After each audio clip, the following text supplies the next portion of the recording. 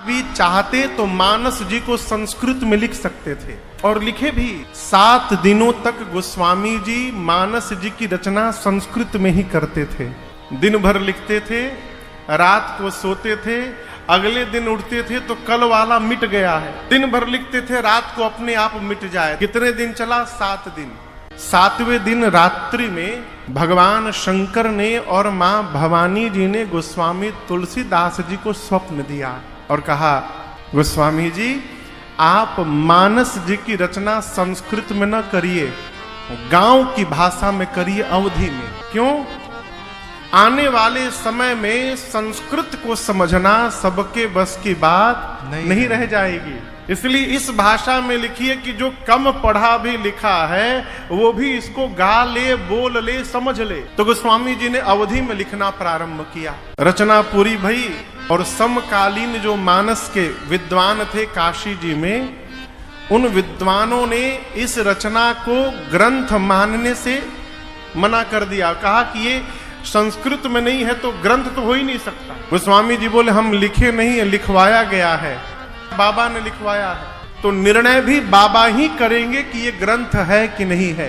फिर मानस जी की प्रति को विश्वनाथ जी के मंदिर में सबसे नीचे रामचरित मानस जी को रखा गया।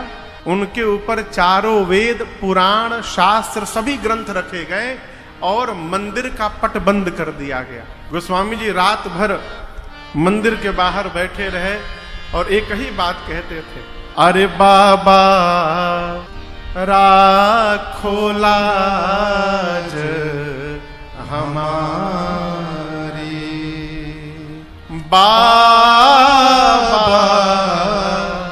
अब राखो लाज हमारी।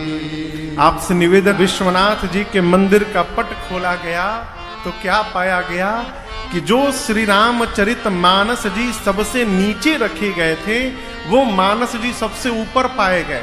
सभी ग्रंथों के ऊपर श्री रामचरित मानस जी की प्रति थी। और इतना ही नहीं, उन मानस जी के प्रति के प्रथम पृष्ठ पर भगवान शिव जी ने, शंकर जी ने अपने हाथ से हस्ताक्षर किया। जानते हैं क्या लिखा था शंकर जी ने? इस शब्द की उत्पत्ति ही वहां पर हुई।